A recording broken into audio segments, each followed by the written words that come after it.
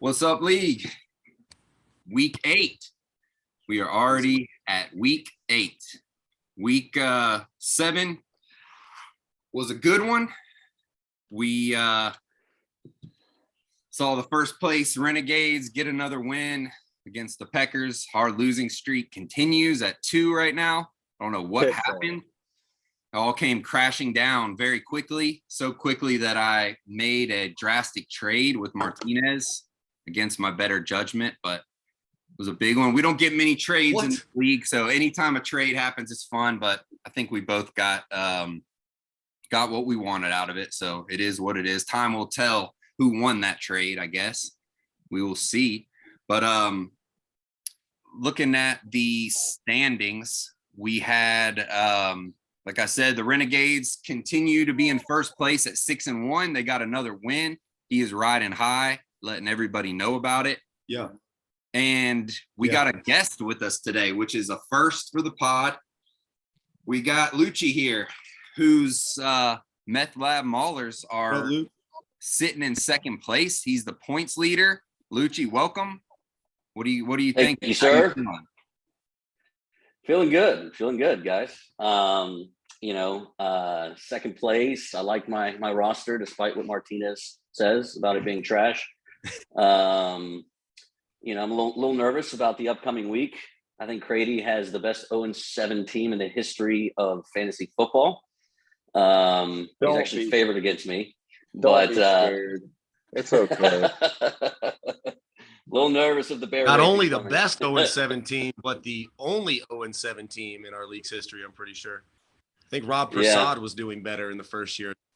Oh, man. The pistol's going to be up soon here. Also in the standing. So we're glad to have you. This will be fun having a guest. But there is a team that is tied. The only drinker. Yeah. We got it. Yes, that's good. We got Austin also coming in at 5-2. Keep things loose for us. So the other 5-2 team. So if the playoffs started today, it would be those guys and the Stink Pickles, who have won a couple in a row and got him in pretty good position with his points. He's won 3 straight at 4-3. I'm all the way knocked down to 6th behind even Orf at 4-3 also. Gladiators 3-4, Giggles 3-4, Martinez 1-6, and Nate 0-7. So we got a big week coming up for a lot of us, trying to separate the pack a little bit. A bunch of teams jumbled up there. So I'm going to do a matchup today. And since we got Lucci with us, we're going to switch it up and each of us do a matchup. And the one that I'm going to review this week is the Stink Pickles and the Possums. So Nate came close. I'm sure he'll have something to say about it. Maybe not. But looking at the matchup, it really – go ahead, Rock. I called the upset last week. I called for the upset on this, and I was almost close. I was very close. Nate covered the spread, but did not win, unfortunately. So, I think it's coming, though. I think we have a new worst team in the league after the trade this week, but we'll save that for later. Makes me feel all warm and tingly. But, I mean, really looking at the matchup, Crady really outdid him in a lot of the spots, but it came down to QB. Joe Burrow, biggest game of the season for him with almost 40 points. Of course it was. Yeah, of course it was. And then, Kyler Murray continues to kind of be a thorn in your side, I would say. I mean, it's a guy you take fairly high when you're talking quarterbacks, and hasn't really delivered any. That offense hasn't been that consistent. He doesn't seem to have planned runs. It seems like they only want him to run in emergencies or in garbage time and things like that. So maybe you'll get some more out of him, but I'm sure you're a little bit regretting that pick. I'll let you speak on it. But Nick Chubb did his thing again. He continues to be RB1. Stevenson almost got you the win on Monday Night Football, but just a few points short with 16. Gallup burned you a little bit. Pittman and them, you had some not such good output receiver-wise. Kittle, big game at tight end, and good defensive play. But like I said, with the Stink Pickles, it was really Burrow. And Breece Hall, before he tore his ACL, was having a pretty big game. It got him 13. and Raheem Mostert, which, wow, who would have saw that coming? It continues to have a good run. Maybe Lucci saw that coming, but I think everyone thought that was going to be Chase Edmonds, or somebody else there. Didn't really think Mostert would be the guy, but that's been a good pickup for him. And yeah, he got another win and 3 straight for them. So he's got to be feeling pretty good. And Nate will continue to look for that first win. Nate, anything on your matchup? We're hoping in Possum Camp that the scoreboard falls on Murray and smashes him into fucking mincemeat because he's done nothing but disappoint. He's really, I didn't take him early. He was like 7th round or something like that, so I didn't really reach for him. But again, you drafted him like 7th or 8th quarterback, so you didn't reach. You didn't. No, you never for know. Sure. All things considered, I think most people thought that he would at least be able to produce on the ground, but he hasn't done that. As far as the rest of the matchup goes, yeah, whenever you go up against the Possums, expect for your quarterback to have his best fucking week of the entire season. That's pretty much the par for the course at this point. I don't really have much more to say on that. You just want me to jump straight into reviewing these 2 matchups, Mike? Yeah, go ahead, review those, and then Lucci will do one, and I'll bring us home with Lucci's matchup and Goddard's matchup. So go ahead with yours. All right. Start with the Peckers. Huh? You gonna start with the Peckers Renegades? Sure. Wait, that's what I was preparing for. Oh no, I'm sorry. That was Lucci's matchup. My bad. Okay. We'll leave it to Lucci, and I can go fly at the drop of the hat to the Mandingos and Martinez. So this would have been the this is the end of the road for I guess Devontae Adams. He's been on my team every year, and I never would have thought I'd see him be traded for 8 fucking people or whatever it was. But, yeah, talk about the negotiating skills of Martinez real quick, or lack thereof. I mean, just basic mathematics. You could have asked for another fucking player or 2. Reeks of desperation. Honestly, I can't really fault him too much. He wanted one guy, he threw the book at it, and to be honest with you, most of those guys that he threw at Mike could go either way. So it's a 50-50 swing on most of those players. It could go with the timeshare, the New York Jets. Honestly, Metcalf. Sure, but you look at Martinez's roster, and it's like, I mean, he could have benefited from a couple other players from Mike's team. I feel like the decision was made hastily. But that's how the Tequista titty twisters operate. I mean, it's been proven. So we'll see. It could work out for him. I won't. Request the testicle tasters, please. Yeah, fair enough. I wanted to just touch on the trade because that's a pretty pertinent detail to the Martinez's team going forward. That matchup was more or less a blowout. 96-66, 30-point margin. Matt Mahomes really came through for Orf, and he saw some good production out of Juju as well. He mentioned something about that at work, that Juju's had 2 good weeks in a row. Maybe he's going to emerge as the number 1 guy on that offense. I don't know, but obviously second to Kelsey. The caveat to that being Kelsey's the number 1 guy. But, I'm going to jump right on over to Lucci's matchup. Lucci, you squeaked it out. Tua came through with a reasonably okay matchup. It doesn't look like he has any residual brain damage from his time on the sidelines. Anything that wasn't already there. That's disappointing for Martinez. It is. And, Dak Prescott, he didn't really come to play, but you ran on the backs of Eno Benjamin and really DeAndre were your 2 highest performing players other than your QB. Goddard gave it his best shot. He threw out Dameon Pierce has been producing consistently. Zeke actually had a good game, but in the end, he came up a few points short, which I can relate to. But you guys, I'm sure you have something to say about your matchup. and I know we're Yeah. short on time, so I'll make it quick. I mean, it came down to two plays, really. I don't know if you guys, how much you guys were paying attention. Obviously, I was to these specific matchups, but the Mike Evans drop touchdown pass would have won him the game, and then the Raiders were getting run over on their defense, and they got a pick six in the fourth quarter. Without that, I lose.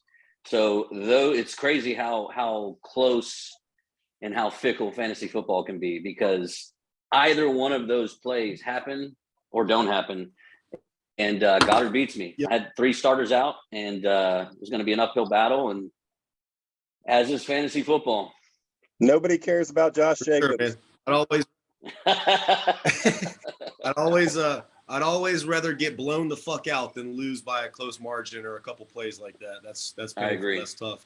Goddard is in danger of missing the playoffs. I think he's playoff for consecutive number of years in a row now, but we'll see. He's got to put it together quickly. He's used to losing late in the playoffs, not making it. That could change this year. Fair enough. Turn it around. Lucci, you want to go ahead and jump into Renegades Packers? Yeah, man. Well, how I got on the podcast today was I promised that I would talk good about the Packers. So here we are. That was my bribe. But good luck. Good luck finding some positive talking points. You did lose. There's honestly a lot. Yeah, no moral victories. Losing is losing. But I mean, it's we've all been there before. You have the second highest point total in the league and you lose. That's tough. You would have beaten anybody but Rocket that day. Mediocre to subpar performance from Lamar Jackson. I mean, Joe Mixon, he's been a little average here and there. And Martinez's boy, Josh Jacobs. I mean, that dude was going off. I was watching that game because I had Raiders defense, and my man just went off. I mean, he's got to be probably up there this year, top 5, top 7. I haven't looked yet, but he's got to be up there for RB4. There you go. I'm starting to believe that anytime Martinez says someone's not good, I'm going to pick him up. Aaron Jones finally had a good game. Kenneth Walker, who I'm super bitter about. Mike said something about me not picking him up as a handcuff, and I was like, how the fuck did I not do that? And I went back and looked, and he picked him up like the very next round before he got to me. So it is what it is. That's a hell of a pickup. All year long, people have been talking about fantasy football in Seattle, talking about Kenneth Walker will eventually be the number one. Came to fruition. Just wasn't good enough this week. But I mean, it's tough to score 110 points and lose. It's tough. He just ran into a buzzsaw that week. I mean, I believe that might have been Rocket Charlie's highest point total all year long. Maybe second. It's up there. Something like that. Yeah, it's up for there. Sure. This was a much closer game too, like a much closer game. If you look at the flex spot, Aaron Jones, outscoring Drake London by the 18 points, that's the margin of victory right there. So Packers, like you said, put up a hell of a fight. It was close the whole day almost. Yeah, so some positive things. That flex is really kind of what led me to the trade. It's like I didn't have flex players, then I had more guys coming up, and it's just like the Niners. There was a lot that went into that. So yeah, that was a big reason why I was like, I got to make a move. But to wrap it up, and I'll move on. I know we're short on time, but like Rocco, the guy just wins, dude. You look at his roster and you're like, shut the fuck up. But he just wins, man. Like I'm speaking the truth. And I agree. Sometimes with Martinez, I look at his roster and I'm like, everybody's thinking it.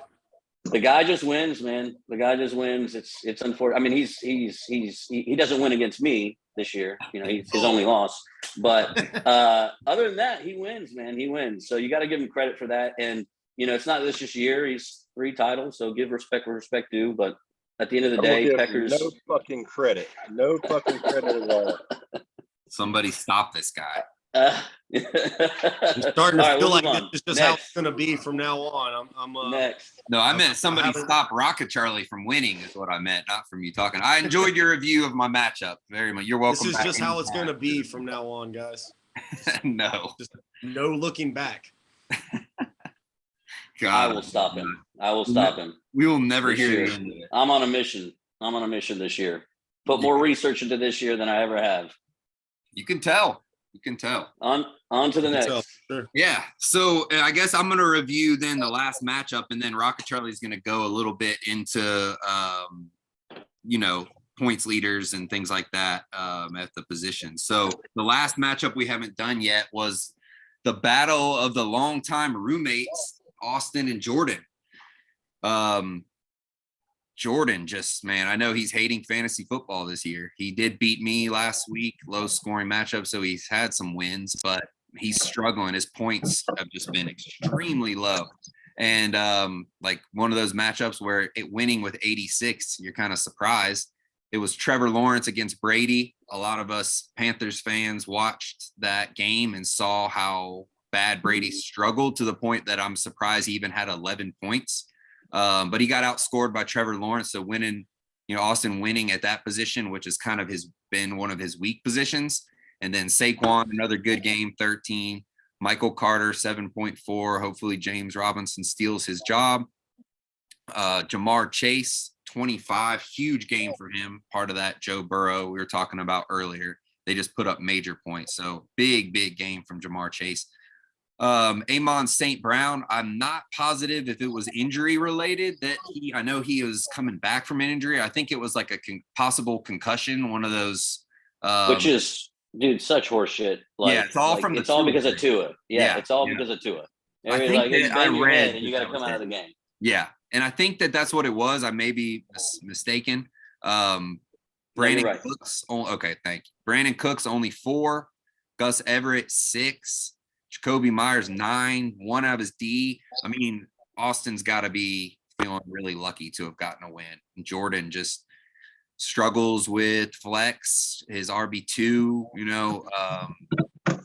White, Harris, all getting him 3, 1, Debo with only 4, Bateman with only 4, 0.9 out of Pitts. Everybody that drafted Kyle Pitts is fucking pissed this year.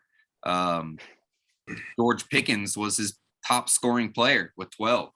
So he'll look to. Dude's a beast. Yeah, he's good. Jordan will look to figure something out. I saw he picked back up Fields. So we're going back down that way again. So we'll see how that works out. Yeah, I mean, you gotta feel like you're on the wrong side of Fields no matter what you do. I mean, you drop him, you don't play him in his biggest game of the season so far, and now you're back on the.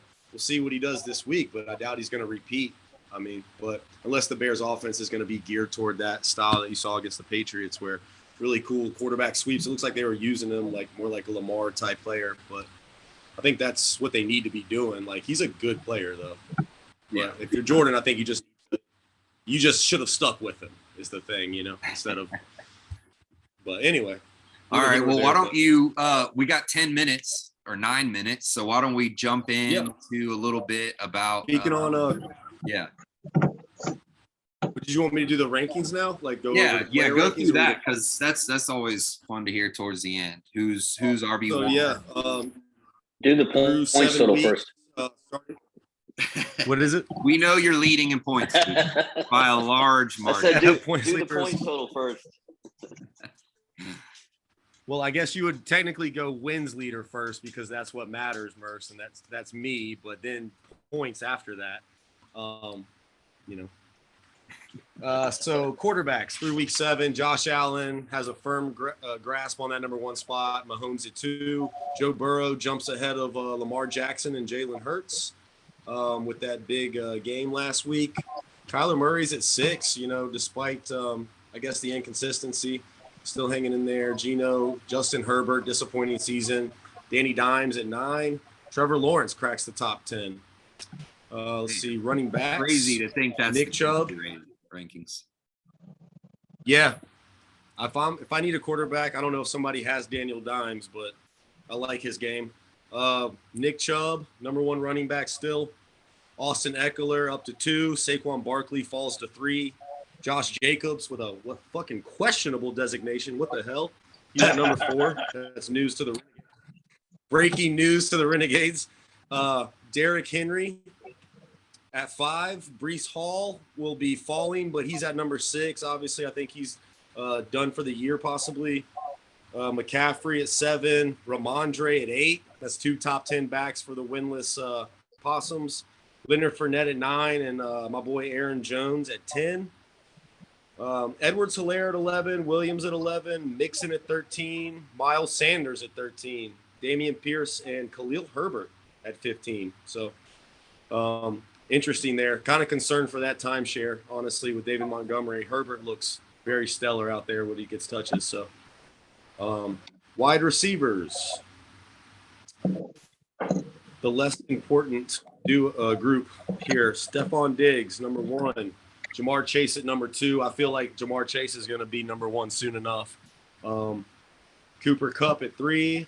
Tyreek at 4. And Justin Jefferson at 5.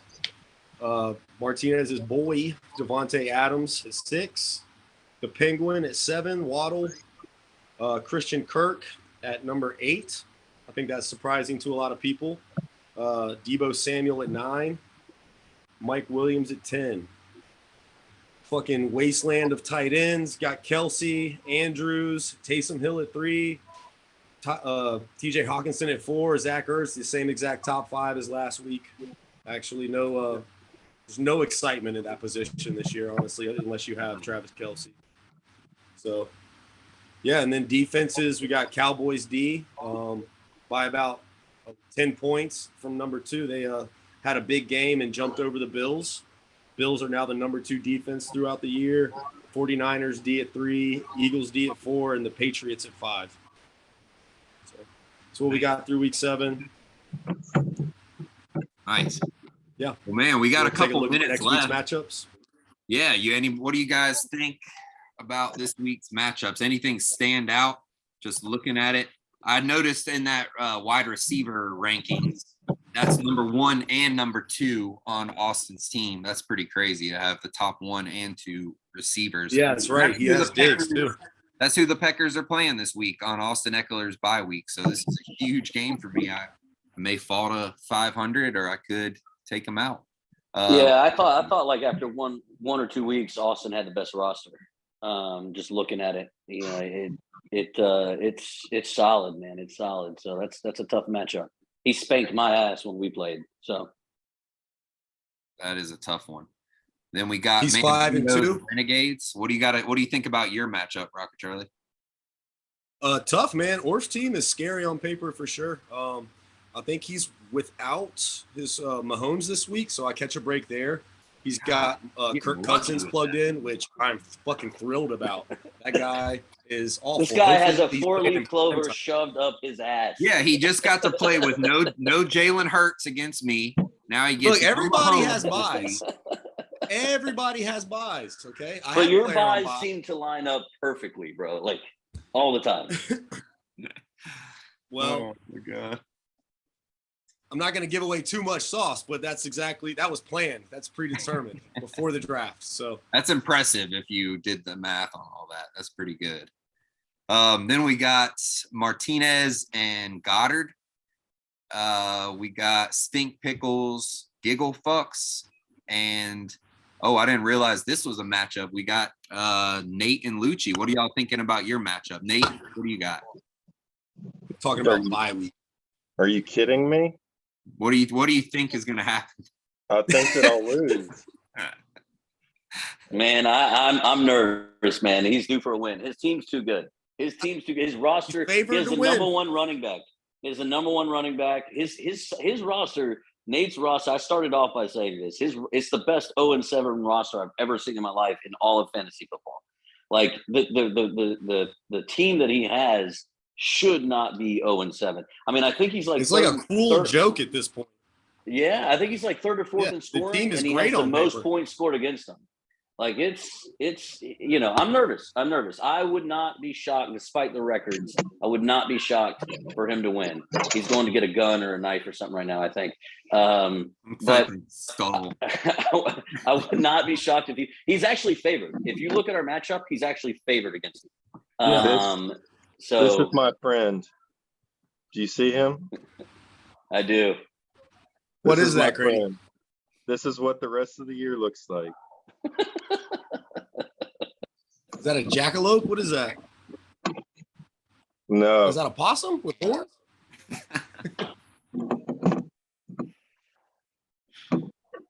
He's trying to cast some type of possum curse, I think. But Yeah. clearly, we see silence where the is possum curse went this so year. disturbing. You've all made eye contact. Now the rest of your season is fucked. I don't know You guys about better hope so. Anybody Anyway. got anything else? We got a minute left. Anybody got anything else to go over? Long story Nope, short, I'll lose. Rocco will win. You may or may not win, but that's it. That's what's going to happen. Okay, I like that. I'll leave it on this. Thanks for having me on the podcast. Look forward to doing it again. Man, it was fun For sure, having yeah. you, man. It worked out good. It was fun having a guest. We enjoyed having you. I liked your review and everything you brought. So definitely come back soon. And, Yeah, man. Just remember, if Jordan's on it, I won't watch. Fair enough. Congrats on the win. All right. guys. Shut up, Nate Crady. Stop your humble Mike Wood shit. No, that's No. actually, this is actually serious. Ugh. I think Rocket Charlie and Orf, congrats on your win. Orf, congrats on your win, Orf. That was fake. Good luck. You got a lot of people rooting for you, Orf. that is for sure. All right, guys. We'll see you next week. We'll do it again. Take it All easy. right, boys. Over and out. Martinez, I Later, hope you guys. get your ass kicked. Martinez is getting that fucking trophy this year, and I ain't talking about the good one.